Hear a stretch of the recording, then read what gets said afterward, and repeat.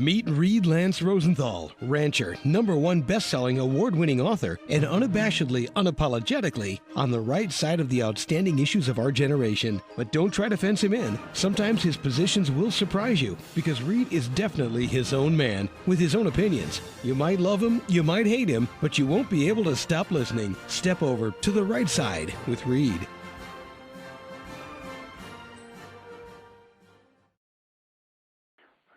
This is Reid Lance Rosenthal on the Right Side Radio. Happy Saturday, folks. Broadcasting to you out of KGAB, AM 650 Cheyenne, and the Town Square Network serving the Intermountain West. Easy 101, Colorado Springs, serving southern Colorado and northern New Mexico. And the Monster 780 AM, Denver. Welcome, Nebraska to Utah and Montana to New Mexico. You know, we're going to take a little break from this nonsense in Washington we've been talking about and the ObamaCare incredible mess. And we're going to talk about something that's going to be coming your way soon. You've heard dribs and drabs. It's called global warming. And, you know, they want to fix that for us, too. They've fixed our health care, and they've fixed our tax system, and they've tried to fix the debt and the default and all the rest of the nonsense going on.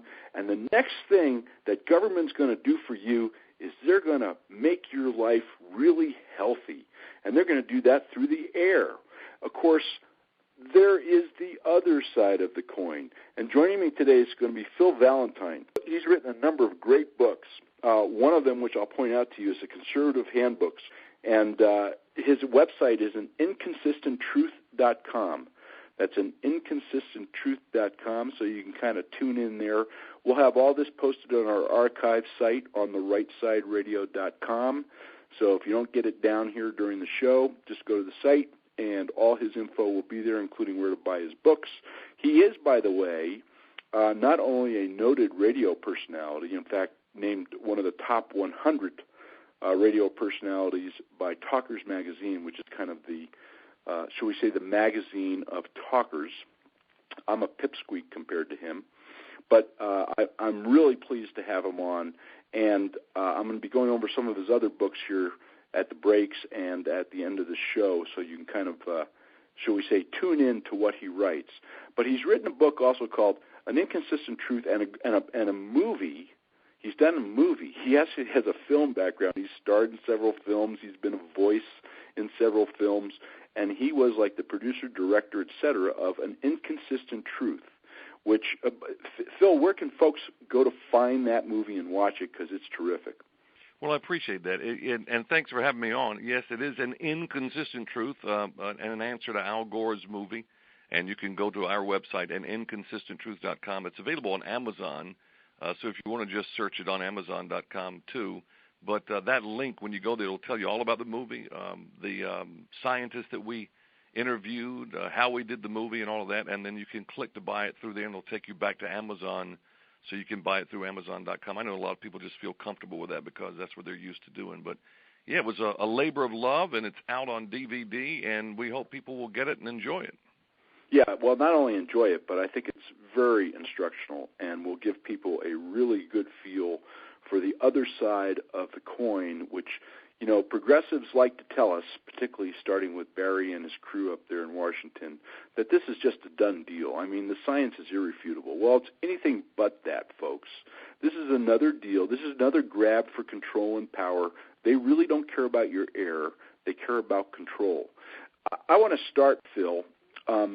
You know, there's lots of hyperbole about global warming and this and that and greenhouse gases, and everybody's kind of heard these catchphrases and the warm fuzzies that they cloak their sinister intent in. But why don't you tell us kind of what the theory is behind global warming, and then we're going to talk a little bit about the research. And you, audience, your eyes will bug out when you hear some of the scandals behind the proponents of global warming research. Tell us about what global warming is in the minds of those who decry the end of the earth is coming, and then the hockey stick that they call it, which they use to describe kind of the end of the planet, you know, when we turn to cinders and we all wear gas masks. Yeah, well, people need to understand that they have changed the terminology now. It's no longer global warming, it's climate change, unless it's warm, and then it's back to global warming again. So, yeah, global warming is something that they have used for years. Climate change is something that we all acknowledge happens. The climate changes, and the climate changes in dramatic ways, and we have gone through many huge shifts in the climate on the planet. And but they just think that all of that was natural up until 1950, and then all of a sudden humans were the driving force, and that's what the IPCC report that just came out says, that it reinforces that we were allowed, that nature was allowed to change things until 1950, and all of a sudden man took over, and now we're destroying the planet, which is absolutely absurd. What we find is that since 1950, the temperatures have been going up, much like they were going up. And when we're talking about going up, we're talking about a half a degree since about 1850. But we came off the Little Ice Age in 1850, which lasted from about 1300 or 1350 to 1850. That was preceded by the medieval warm period, which was about 3.5 to 4 degrees warmer than it is now. So obviously the climate changes, and obviously we have nothing to do with it. But the inconvenient truth for these folks is the last 10 to 15 years, the temperature has flattened out and hasn't changed, yet CO2 continues to rise dramatically. And so the point being is that there is no correlation between the two. And we have actually an added bonus on the DVD where you can watch us talking about the climate models. 73 of these climate models that have been around since 1979 when satellite temperatures were first started by NASA. And not one of the climate models has been right. So they've been wrong on everything. The polar bears are not dying off. CO2 is not a pollutant. The ice is not melting all over the world. And hurricanes are not getting more intense and more frequent. So everything that they have talked about over the last 3 decades has been wrong.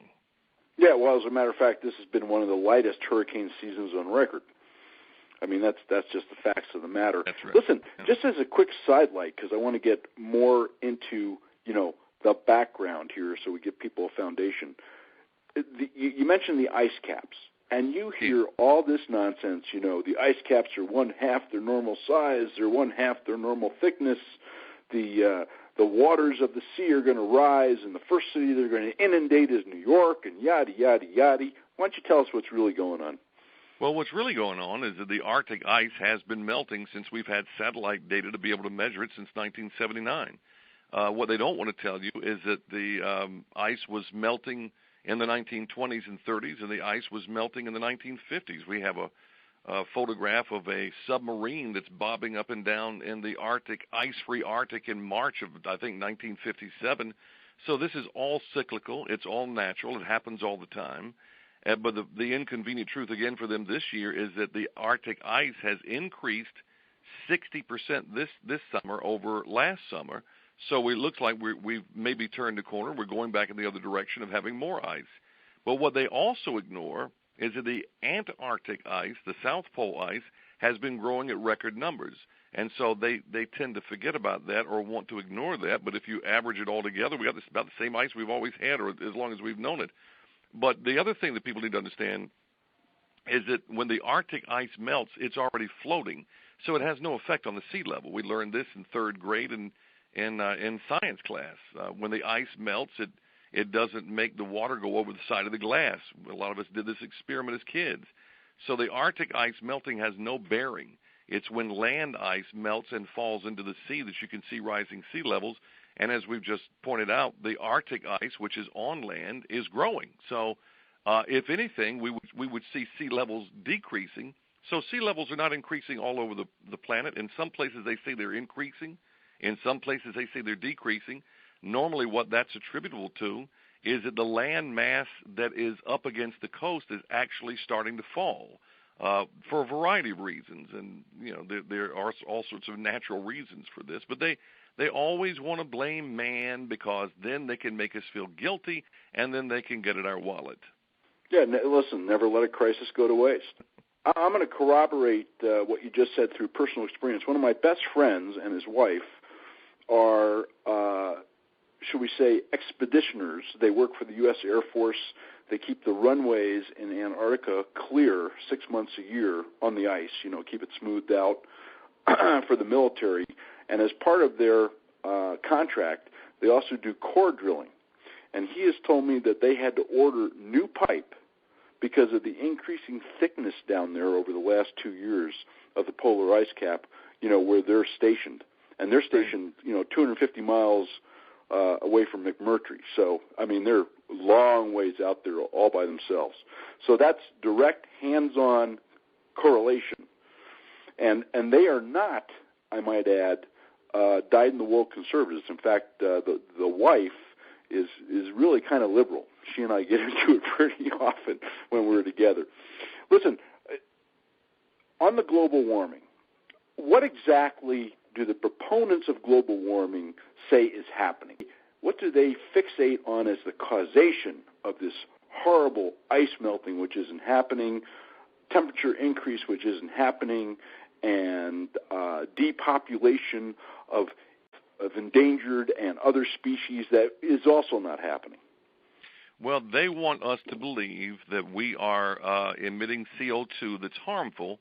What we have tried to do in this country and in many industrialized countries is we've tried to convert things like carbon monoxide, which is a poisonous gas, into carbon dioxide. And so we have smokestack scrubbers and catalytic converters that do just that. They take the nasty things that are coming out of the exhaust, not all of it, but a lot of it, and they convert it to harmless, well, I say harmless, it's actually beneficial, CO2.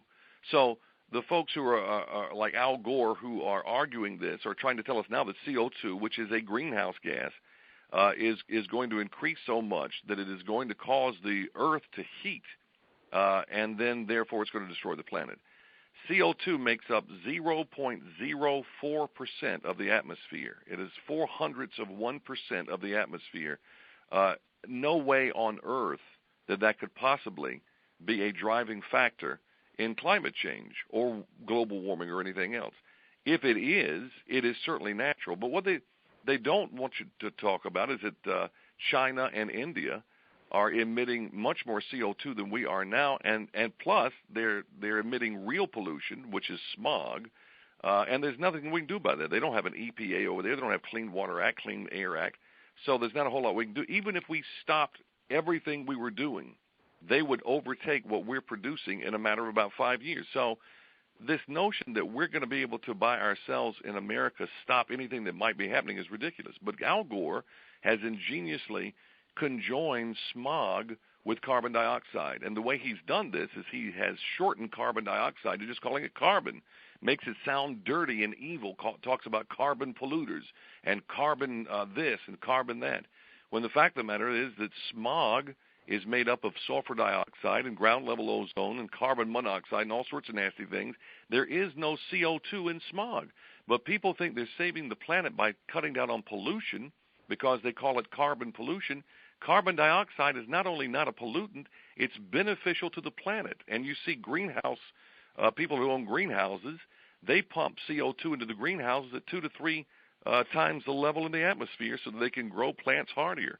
So, a thing about this is in ranching, you have to have vegetation, you have to have things for your cattle and everything to eat. It would be a lot better if it had more CO2 because it grows faster and longer. And there's just absolutely nothing detrimental about CO2. As a matter of fact, one of our scientists in the movie says we ought to consider that we should be encouraging more CO2 and not trying to tax it out of existence. Yeah, listen, CO2 is one of the basic building blocks of all biological substances. Period. Every time we exhale CO2. Right. So obviously it's not lethal. This is just common sense. However, CO2 is relatively, quote-unquote, abundant, even though it's infinitesimal in its percentage of the Earth's oxygen. So, you made an interesting comment. India and China, of course, are not affected or impacted by anything we're doing. And the converse is true. Anything we do is going to have minimal effect because they're not going to do it. I might add that you said they don't have an EPA. Guess what, guys? All you listeners, India has a growth rate of 7.8%. That's their GDP. China is at 10.6% after a slowdown. That's their GDP, and they don't have an EPA. You think there's any kind of correlation here, folks? You bet there is. The EPA just came out with a whole new set of regulations, Phil, and why don't you tell the folks just briefly what those regulations are, and what they're really intended to do, because it all kind of leads up to where we're going in this show, which is cap and trade, which people have heard about and which we're going to explain to them today. Well, what's interesting is, as we've told you, the smokestack scrubbers that have been developed primarily in America and put on American smokestacks for coal-producing factories, these change the things that are bad that are coming out of the smokestack and change it into CO2. And so now the EPA wants to tax or limit the CO2. So what they're going to say is they're going to limit how much CO2 can come out of a smokestack from a coal-producing plant, which means that they're going to have to cut down on coal production, which means essentially they're going to put them out of business, which is what Obama has vowed to do to start with. I mean, this is his war on coal. Now, we have about 40 to 50% of the electricity generated in the country is generated by coal. So what that tells us is that we don't have anything to take its place. I'm not opposed to solar. I'm not opposed to wind, but there's just not enough of it to take the place of coal. So once we kill off the coal plants and we kill off 40 to 50% of our energy production, something is going to have to take its place, and that's either going to be renewable energy, which is not enough of, or that's going to be rolling blackouts or long-term blackouts. You cannot kill off coal and expect to have the same amount of energy, not to mention that the price of the energy that's left is going to go through the roof. Yes, which, by the way, the president promised us in 2008. I think the exact words were, the price of electricity will necessarily skyrocket. I think that's almost his exact words. I mean, he told us, guys, who out there didn't listen to this? And you folks in Wyoming, okay, largest coal-producing state in the United States, be aware of this, because he's not out to curtail coal. He's not out to limit coal. He's not out to clean up coal. He is out to stop coal. Right, and out of business. Yeah, absolutely. And, this is all being done, in fact, through the EPA, contrary to a law or agreement that Congress and supposedly the executive branch has. I mean, an agreement in parlance with Obama is kind of an oxymoron. But the agreement is any regulation which costs the economy over $100 million is supposed to be going through Congress. These new regulations by EPA, which is basically effectively, has it been 78 plants that have closed in the last year? I don't know the exact number. It's some astronomical number of coal-fired plants. There are no new coal-fired plants under construction, folks, for the first time literally in American history.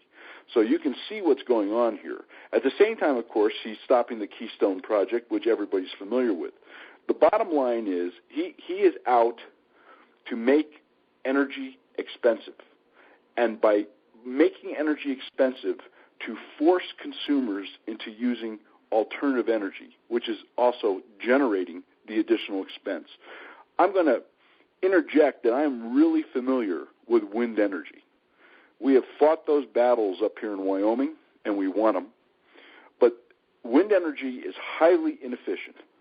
It does not create new jobs in America. It creates new jobs in China. 7,500 of the approximate 7,700 wind turbines dispersed by General Electric, Obama's good buddy Jeff Immel, were built in China. They were not built in the United States. That's right. So this whole confab about green jobs is so much nonsense. In fact, the studies show that there's only been 60,000, give or take, green jobs created in the United States since this whole mess started 5 years ago. Obama and Van Jones, the green job czar. And the cost of each one of those jobs is $11 million. Think about that for a moment. Not very efficient, is it? It's not very efficient. And, the marketplace will dictate. I agree with you, Phil. I have no problems with alternative energy. It'd be terrific. I think the alternative energy we're eventually going to wind up with is wholly different from solar and wind, because solar is just not efficient. It takes up way too much land area. Wind does the same. Wind needs huge transmission projects. For instance, the project they had planned here in Wyoming, which we blocked, had to go 1,000 miles to Las Vegas, building power transmission lines with 400-foot towers, spaced 1,300 feet apart, with a road to each one for maintenance through pristine wilderness. The last time I checked, you cannot save the planet by ruining the Earth. I mean, it's just common sense. Yeah. So I digress just a little bit, but I just want to tell folks I got personal experience with this alternative energy thing, and it's a sham.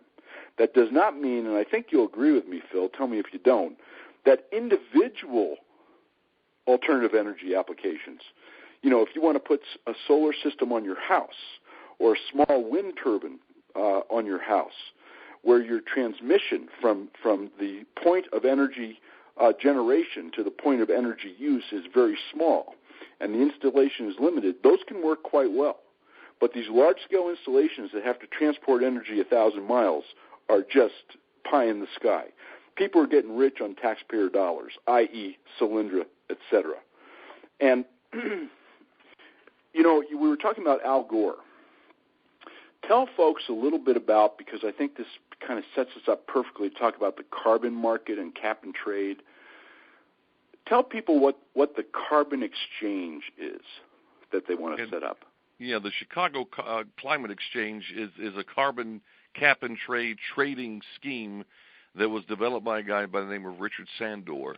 He says that, and this is before the cap and trade bill floundered in the Senate and didn't pass, but he predicted that it was going to be a $10 trillion business. So who are some of the principal investors in this? Al Gore is he's tried to get out of it at this point, but we talk about that in the movie as well. Also, Rajendra Pachauri. Dr. Rajendra Pachauri is the head of the IPCC, the Intergovernmental Panel on Climate Change. His doctorate is not in climate science. His doctorate is in economics. This guy's heavily invested in making money when there's cap and trade legislation in America and elsewhere, and he's invested in other places around the world. They want to essentially affect policy and get people to pass things in Congress and in other countries that will force people to go through the carbon exchanges, and then they're there waiting to make money off it when they do. Mm-hmm. Yeah, I mean, basically they act as a brokerage. Exactly. That's right. Yeah, I mean, that's exactly what they are. Like trading stock or anything. Instead of stock brokers, they're carbon brokers. That's right. And I've heard they stand to make a bunch of money. I've heard the exact same figure, $10 trillion. I also understand Soros has an interest in it, although he keeps it hidden through his myriad of shell corporations and lateral and vertical ownerships. And other names, folks, that have interest in it too. So once again, it's kind of the buck driving the deal. And, the government, of course, gets its share of all this, and it gets more control over your life. I mean, think about a government that can control land, energy, food, water. There's really not, and health. There's not a lot left to control, is there, folks? No, there isn't. So, the government gets power and control. The guys who dreamed up this mess and cloak it with their warm, fuzzy terms, they get wealthy. And it's all with your dollars. Because in the end, we've talked about this many times on the show, what is the only source of revenues for the government? Your wallet or your property, period. That's all they got, folks. That's right. Phil, let me ask a question. So if cap and trade, and I want to come back to some things too, but since we're on this line, if cap and trade got passed, first of all, why don't you explain to the folks just some bullet points. What is cap and trade? Because I'll tell you what, when I talk to audience when we have call-ins and when I get emails and stuff, people really don't understand what cap and trade is or what a carbon tax is. Tell them just a little bit about it. All right, well, cap and trade, basically the idea is that you cap how much somebody can emit CO2. And if you look at the big CO2 emitters, it's the producers of the world, the oil industry, the car industry, the coal industry, things like this. So they are the ones that are producing energy, producing automobiles, producing anything. Anybody who produces anything on a large scale is going to use carbon dioxide because that's what we've been able to now through clean technology as the end result of the internal combustion engine. If you have a perfectly internal combustion engine, if it works properly, all you'll get is CO2. So these folks have now taken that concept of that anything that produces is going to produce CO2.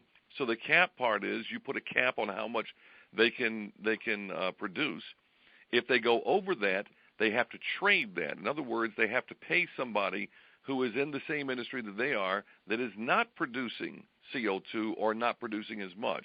So if you've got the oil industry, for example, they would be capped at a certain amount of emissions of CO2. When they get to that cap, they have to pay somebody else, which would be some guy with a windmill or some guy with solar panels. And so it is a massive redistribution of wealth from those industries that are actually working and producing to those that are not. And that's what the whole idea is about, is to redistribute the wealth. And to go one step further, these regulations that the EPA is trying to get enacted right now, and we'll talk about at the end of the show, folks, what you can do to kind of try and thwart that. But these regulations actually go down to small businesses, right? Oh, I mean, absolutely. There's going to be a measurement, like if you have an office, I'm taking an example. If you have an office and there's two of you, your little business, your accounting business or whatever, you're not exempt from this. This is not about ExxonMobil, folks. They're looking to delve into the lives of private citizens and small entrepreneurs and one-man bands. Tell us a little bit about that, Phil. Well, yeah, and imagine, just from the standpoint of the oil companies alone, how much that's going to drive up energy cost, and the coal industry as well. Imagine if an oil industry or a particular oil producer, they say you can only produce 25 tons of carbon dioxide a year or whatever, and you're producing 35 or 40, and then you have to pay a bunch of money to somebody else.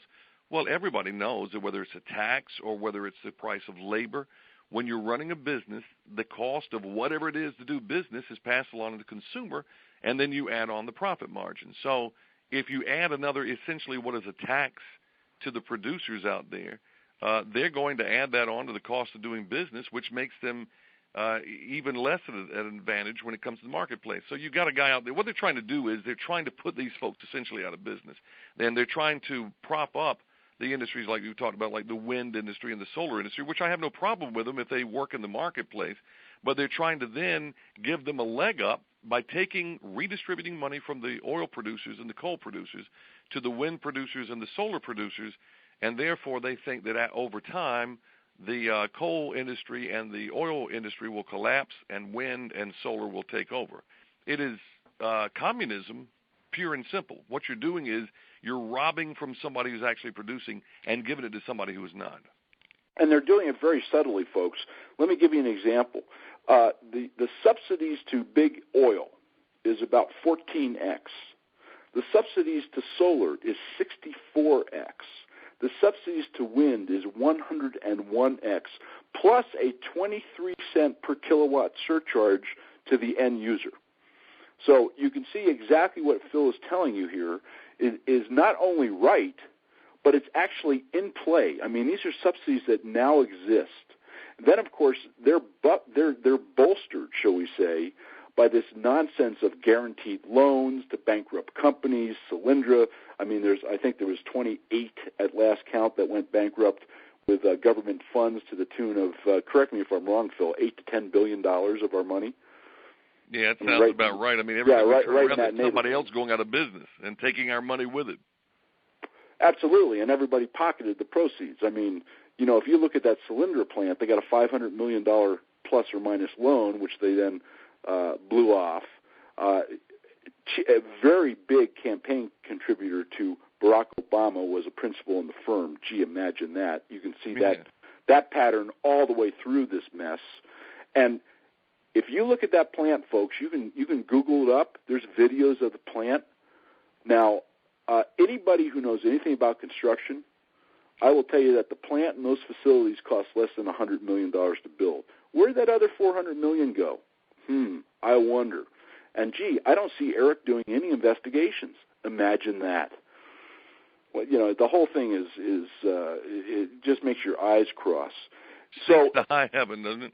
It really, everything about everything right now stinks to high heaven. But this is a looming cloud on the horizon of our economy and individual households. Help the folks out a little bit. So we're talking these huge numbers, these big pictures, these wind farms and big oil and all that kind of stuff. Boil it down to a household. Here's Ma and Pa with their 2 kids, anywhere in the Rocky Mountains, or for that matter in the United States, and, they're struggling to make ends meet. They're making $80, $90, $100, whatever $1,000 a year. If cap and trade went through, if these guys got their wishes, and we're going to go into how their wishes are based on false testimony, but if they got their wishes, what could that family expect to see? What are they going to pay at the pump? What are they going to pay for a kilowatt of electricity? What are they going to see their household expenses increase to? Well, it depends on which part of the country they're in and who they're getting their energy from. I was talking to a congressman in Wyoming. He said that if the cap and trade legislation went through, he thought that they would see, as far as electricity initially, 40% probably increase in your electric bill. That would be initially. Who knows where it goes from there. And probably 17 to 25 cents for a gallon of gas initially. Of course, it all goes up there. It goes up from there. So it just depends on which power plant you're primarily getting your power from. But I mean, it's not good no matter where it is. Those who are in the coal industry are going to be, or getting their money or their energy from the coal industry, are going to be certainly hardest hit initially from all this, because Obama has declared the war on coal, and as those coal-powered plants go offline, there's nothing really to replace them with, and so the ones that are left either have to work harder or if they have to charge more, as you know, the law of supply and demand, and so those folks are going to be hit even harder than anybody else. Listen, we have an energy secretary, folks. You can Google it up. Just to Google up the Department of Energy. By the way, the Department of Transportation is also involved in this mess. But Google up his words in 2008. He would like to see gas prices in the United States rise to the level of those in Europe, which right now are $5 to $8 a gallon. Now, this is assuming we don't have the perfect storm, which I think, Phil, you and I will agree on. We have the perfect storm of a Mideast in turmoil. We have the perfect storm of Israel threatened by Iran, and a president who absolutely is not going to back their play and is playing footsie with an Iranian president who gloated in his own book how he has snookered the West for 10 years. So let's say Israel attacks Iran in a desperate attempt at self-preservation. The Mideast falls apart. Iran blocks the Straits of Hormuz, which I'm sure they will, and probably attacks the Saudi oil facilities. At the same time, you have an administration here and an EPA that's shutting down coal, and not approving the Keystone Pipeline, just as one example, has reduced oil production on federal lands by 37%. All the new production, folks, is private lands, not federal lands. What happens if that perfect storm comes together? I mean, I've done some rough numbers, and I'm no mathematician. I'm certainly no economist. I'm just a poor, dumb rancher. But I come up with $10 or $12 a gallon. Yeah, that's astounding. And, a lot of people, what's ironic, though, Reid, is the people that these folks purport to want to help are the poor folks, and they're the ones who won't be able to afford any of this. So they're just going to make the life more miserable for those in this country that are already struggling to start with. Well, listen, it's the same thing with all their policies, right? They're always claiming to be out for the little guy, out for the middle class, but in reality, like the $675 billion in new Obamacare taxes, and we were promised not one dime, you can Google it up and watch the president say it, was going to come out of the pockets of people making less than $200,000 a year. $480 billion of those 21 new taxes hit people from $40,000 to $200,000 a year in income. They don't want to screw with the big guys because those are the big campaign contributors. They can't screw with the very bottom of the table because they just can't write checks. That only leaves one pocket, the middle. Yeah. I mean, it's just common sense. It's just basic math. So the middle guys are going to get crunched again if this cap and trade nonsense goes through, or if the EPA is allowed to continue with its promulgation of illegal, based on the law that's been passed on review, it's illegal crampdown on CO2. Well, that's basically what's going on. Since it failed in Congress, the EPA is doing an end run around Congress, and they're the ones that are going to be implementing a lot of this cap and trade just by the president's signature, to do it himself. So the Congress and the people be damned. They want to go around all that and do whatever it is they want to do, and they're doing it. Yeah, and and here's a pathetic irony. So in this government shutdown, 94% of EPA staff has been furloughed as non-essential. Right. Somebody please help me with this irony. It's just unbelievable. So, we're down to the families here, and we're going to talk about the scandals in a moment. We're down to the families. So here are these poor families. They're now stuck with anywhere from $1,000 to $4,000 in ObamaCare costs. More if they actually buy insurance, because premiums, as everybody knows, have gone up dramatically. But that's their penalty at the IRS level if they don't buy. Then we're looking at a cap-and-trade bill and EPA regulations, which are going to raise their energy costs. I mean, I'll be kind, 10 to 20 to 25% a year. I mean, just the EPA stuff without cap-and-trade. Would you agree with that rough percentage? Yeah. It depends. Again, it depends on who you are, but a lot of people who didn't expect to get hit are going to get hit hardest. Yeah, exactly. So, folks, if you have a utility bill, by the time you get done with your power and your natural gas and all that kind of stuff and your fuel of $3,000 or $4,000 a year, and I bet if you sit down and do your household budget, you'll find out it's about in that neighborhood by the time you power your house, power your car, power your lights. Think about a 25% increase on that on top of all these other costs. I mean, this is a huge hit to the middle class, despite what these liars in Washington tell us. This whole gobbledygook, Phil, in the final analysis, we've been talking big picture.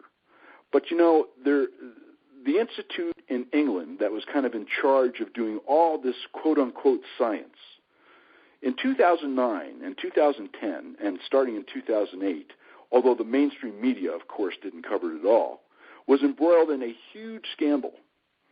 And there were emails that surfaced where they were doctoring reports to try and, at that time, augment their argument for global warming before they decided to change it to climate change.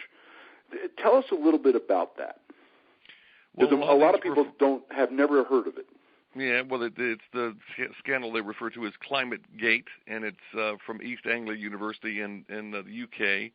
And going back to people like Michael Mann in the United States, who was the inventor of the hockey stick that we talked about earlier. That's the hockey stick is where he shows a graph, and it shows that CO2 and temperature are just rolling along at a normal level, and all of a sudden in the 20th century it goes through the roof, which is totally fraudulent and based on bad science and bad methodology. The IPCC used to use the hockey stick. Now they've even stopped using it because they say that it's bogus. So when you put all this together, basically what you got is a concerted effort to hide the truth about what's going on.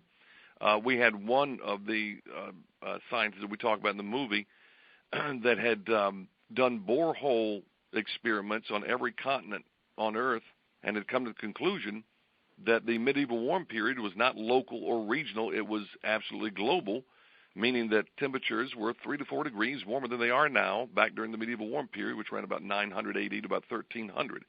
So he got an email from a scientist who thought he was actually one of the global warming believers and said, we have to do something about the medieval warm period. We have to be able to hide it. And so this guy's going, hide it. I mean, I'm trying to let people know that it was there. This guy wanted to hide the medieval warm period because it blows out of the water their contention that temperatures have been steady for 1,000 years, and all of a sudden they've gone up in the 20th century. So ClimateGate blew all of that wide open. And there's actual emails between the scientists who are proponents of global warming talking about how they can hide this data. Yeah, hide the data and change the data if they have to. Exactly. I mean, the emails are right there. Folks, I'm going to put some of the articles on the website along with this show like I always do so that you can do some more research on your own. But in the meantime, you can Google ClimateGate, and it's 50 pages of Google. But pick out some of the articles that include the actual emails that were uncovered, and your eyes will just cross. I mean, this is the real truth behind so-called global warming and climate change. They have to manufacture and hide evidence to try and convince you to give the government more control and power over your life, to decimate your household budget, and to make other people wealthy in the $10 trillion carbon market. I mean, it's really disgusting. That's all I can say. It really is, disgusting. and it's obvious you got people that hopefully you could rely on as far as sound science, and these folks are trying to bamboozle everybody. It really is despicable. And then to go one step further, this poor scientist who actually did the research and was appalled when his colleagues wanted to hide it or convert it. I mean, he was completely castigated, right? Yeah, I mean, there's like a huge campaign to discredit him.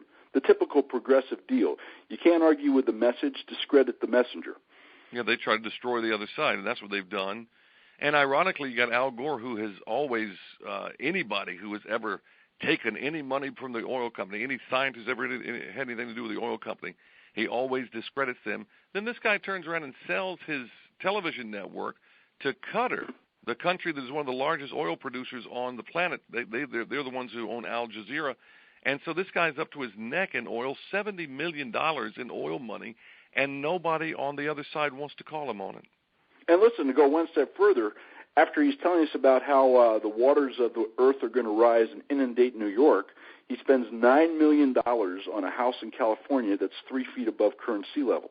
There you go. Gee, I wonder just how convinced he really is about this global warming thing. Well, right. That's the thing. I mean, Al's a charlatan, and or maybe Obama gave him federal flood insurance. Who knows? Could very well have been. Listen, before I have to get off here, I wanted to let people know that there are a lot of people who, in the really dark recesses of their mind, they understand the logic of this and what we're talking about, but they have been, I guess, bamboozled, for lack of a better word, to believe that if they utter it out in public, that they're going to be ridiculed, as a lot of these scientists have. Our movie is to give cover to everybody who knows the truth instinctively but is afraid to voice it because they're afraid they'll be ridiculed. We go through the science. We go through the culture of global warming.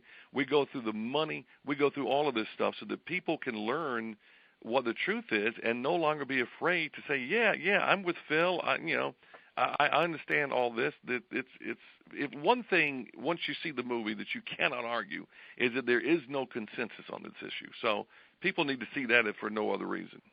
You bet. So, folks, get Phil's book, Inconsistent Truths. See his movie.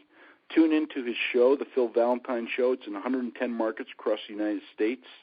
And check out his other books, too, which are numerous. In fact, if you go to Amazon, as I have done, and just put in his name, it's Phil Valentine, all his books will come up, and you can check them out.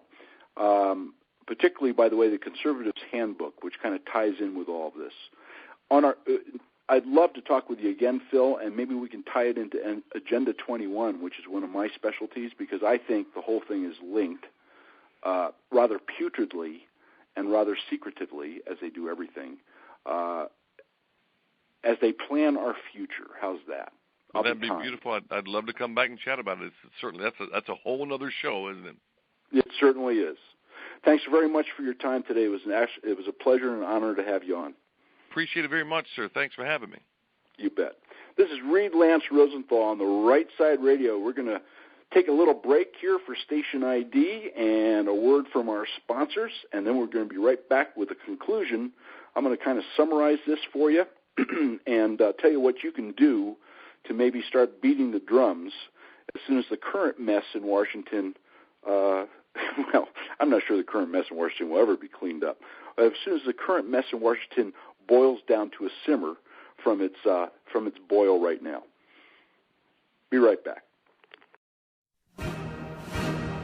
400,000 readers have made the Threads West an American Saga series a #1 bestseller in 2011 and 2012. Threads West and Maps of Fate are the first 2 books of a 16-book tale of the adventure and romance of America, her people, her spirit, and the West, winning 8 major national awards including Best Western, Best Romance, and Best Historical Fiction. Author Reid Rosenthal is a fourth-generation land and cattleman whose cowboy heart and poet's pen capture the spirit of the American landscape. His long-standing devotion to wild and remote places and to the people, both past and present, who leave their legend and footprint upon America and the American West, is the inspiration for all of his writing. Threads West, the first of the series, and Maps of Fate, Book 2, are available at all major bookstores, Hastings, Barnes & Noble, and on Amazon.com. Or go to threadswestseries.com. That's threadswestseries.com. This is Reid Lance Rosenthal on the right side, back with you. By the way, there's going to be some great articles to kind of let you know how the EPA is trying to run amok while everybody's attention is diverted with this healthcare, government shutdown, debt, yada, yada, yada, whatever other crisis the folks in Washington, D.C. can drum up to distract us. So make sure you visit the website on the rightsideradio.com and read the articles that go along with this, I think, great interview with Valentine, because this cap and trade stuff, this CO2, which, by the way, is in court, headed to the Supreme Court, and going to be heard shortly. You better keep your fingers crossed. The whole deal is that the EPA does not have the right to regulate CO2. I mean, it is a building block of life, you know. But once again, environment is not the concern, folks. Control is the concern, which brings us to the healthcare debacle, because that's not about health. It's not about cost, and it's not about access.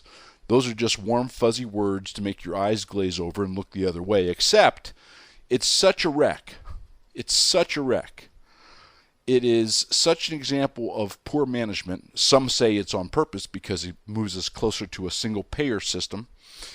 There are interviews which were done.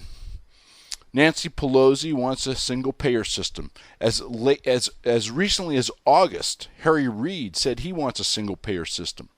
Barack Obama, prior to him campaigning for president the first time, was very clear he wants a single-payer system. In other words, universal health care, like the more civilized countries, as the liberals would like to say. But the bottom line is the website doesn't work. We spent $634 million, the most expensive website in the history of the planet, 2 to 3 times as much as Twitter, Facebook. By the way, Facebook handles 1 billion people. And now these hearings that have occurred over the last few days, we're getting an insight. You know, the contractors were never coordinated. There were continual change orders. Even when the contractors, and you know, they're in a tough spot, right? They're federal contractors. I'm sure they have private. They can't say we screwed up, because that's going to screw up their private business. They can't say, well, it was all their fault, and point at the HHS and the Obama administration, because then they don't get federal contracts. But if you listen to their testimony carefully, that's what they're saying. Bottom line is there was no coordination, there was no change orders, there was no supervision, despite the fact they told HHS and the White House, let me emphasize that, because, you know, right now, the White House is far less concerned with health care law that works, a website that works, saving you money or getting you into a doctor, than they are about, number one, preserving Barack's signature achievement. How many times have you heard that? And number two, should we say, making sure that the president is not to blame. Of course, he's never to blame, right? Did you know, by the way, this is a quick little sidelight. Talking about blame, Benghazi. We still don't have answers on Benghazi. Let me tell you why something's really fishy on Benghazi. We're going to have a future show on it. I'm going to tell you my theories, because I think the whole thing was staged and intentional, which is why we had the video and the distractions, and the FBI couldn't get in there, and they haven't arrested anybody. Did you know that there are large awards, I'm talking about from $100,000 to $20 million, on all known terrorists, and there's an actual program in the feds to offer awards to bring these guys to justice? Do you know that the only terrorists who have taken American lives or interfered with American interests or plotted to that have not been offered rewards for their apprehension are the Benghazi folks? It's been a year, more than a year, not one reward posted for them. Don't you think that's just a little strange? A little strange. That's a future show. Let's get back to healthcare. Look, all of this stuff, whether it's the EPA and CO2 and so-called global warming, or the healthcare deal, or Benghazi, or now, our attention is going to be attempted to be diverted to immigration. All politics, no substance. Here's the bottom line. This healthcare law is an abomination. If you go to the website, I'm not going to take the time to do it now, but if you go to the website on therightsideradio.com, we're going to have some articles and stuff posted there, more than 100 examples of real-life people who are running into huge problems. Number one, their spouses and rest of the family suddenly are not being covered by their employers. Number two, they're being dropped by their insurance companies because the policies that they had, which they were totally happy with, and which the president promised us, remember, you can keep your policy, period. Those people are being dropped by their insurance companies. 300,000 people in Florida just this last Wednesday. Now, look, I don't care how you slice the pie, but when these people try and get on a website, they can't. When they do get some costs, like, calling in, spending hours, days trying to get information because they're going to be uncovered, they're finding out that their premiums have doubled or tripled. They're finding out that their deductibles have doubled or tripled. Go to the website. Read these real-life stories. You gals out there, you're going to be shocked and afraid for your family. Here's a couple of examples. CBS News ran the numbers for a 48-year-old in Charlotte, North Carolina, ineligible for subsidies. According to healthcare.gov, she would pay $231 a month when she browsed, but the actual plan on Blue Cross Blue Shield of North Carolina's website was $360, more than 50% higher. The numbers for older Americans are even more striking. A 62-year-old in Charlotte looking for the same basic plan would get a price estimate on the government website of $394. The actual price is $634. A U.S. Department of Health and Human Services spokeswoman said the government added the Shop and Browse feature to provide estimates of premiums without tax credits. Industry executives CBS News spoke with could not believe the government is providing these estimates, which they said were useless and could easily mislead consumers. I can go on, folks, but the article is going to be on the deal. Now, there's several lawsuits that are moving ahead against Obamacare, and you don't hear much about that, obviously, from this transparent government that we have. They're going to be posted on the website, too, on therightsideradio.com. Read them, because this is our second great hope. By the way, as an aside, did you know that, speaking about legal things, the Supreme Court of Canada just ruled that doctors could not unilaterally ignore a Toronto family's decision to keep their near-dead husband and father on life support. In the same breath, however, the court also confirmed that under the laws of Ontario, their Obamacare, Canada's most populous province, a group of government-appointed adjudicators, that's like the IPAB in Obamacare, could yet overrule the family's choice. That tribunal, not the family or the doctors, has the ultimate power to pull the plug. In other words, Canada has death panels. That article is going to be on the site for you, too, because that's what's going to happen with the IPAB here. I'm not a huge fan of Sarah Palin's. I'm really not. But you know what? She was right on. The IPAB is not just a rationing board, because when your health care is rationed, you can die. It's a death panel. And it was just affirmed in Canada, which is, of course, where we're headed with Obamacare. These other lawsuits, Dr. Larry Kawa, I'm going to have this posted on the website too. He is sued, and good for him. Basically, he is sued on a constitutional issue. Basically say that the president cannot rewrite the law. He has to go back to Congress. And you know what? The doctor is entirely correct. Good for the doctor. Where is the Congress on this? The Congress should be screaming about this unconstitutional changes in this law. If this law is so great, here's what I think. I don't think you shut down the government. I think you force the Obama administration to live by the law that they scream and yell was approved by the Supreme Court and passed by Congress and blah, blah, blah, blah. Well, if that's the law, live by it. There's no delays. There's no nothing. Let the thing implode on itself through its own, shall we say, 2,700 pages of drivel that was passed. There's no pick and choose. The president doesn't get to change a law. Nobody in the country gets to change a law but Congress. And then a federal judge just allowed another lawsuit to move ahead, and this is a big one, okay? Basically, small business plaintiffs say the government is treating all 50 states the same, even though Congress allowed them to opt out. Not only did Congress allow them to opt out, but you know the Supreme Court decision that the progressives like to point to? It's the law. It also said the states could opt out, that the federal government could not impose its will upon the states. So the Supreme Court, in effect, has really ruled on this already in its decision on Obamacare. What the federal government's trying to do is they're trying to go into 36 states that have opted out, and they're trying to impose penalties, and they're trying to impose federal guidelines, when clearly the Supreme Court says they can't. And you know who made that decision? A rewrite of the law, just like Obama has done? The Internal Revenue Service. Wow, imagine that. Anyway, that legal action is going to be posted on the website too. That's a good one. Check out the website, guys and girls and ladies.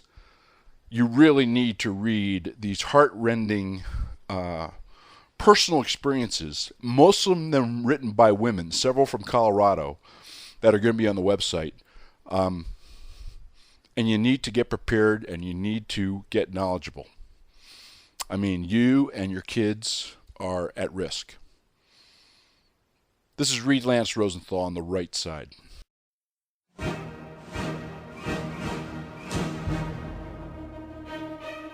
For more information about Reid and his work, please go to ontherightsideradio.com. There you can also click to purchase the first 2 volumes of his #1 best-selling historical Western series, Threads West, An American Saga, and Maps of Fate. And now the first volume of his new nonfiction series, Land for Love and Money, is available everywhere, or go to landforloveandmoney.com. That's Land for Love and Money. We'd also like to remind you that if you've missed any shows, you can go to the show archives on Reid's ontherightsideradio.com webpage. We look forward to seeing you again next week for another episode of Reid Lance Rosenthal on the Right Side.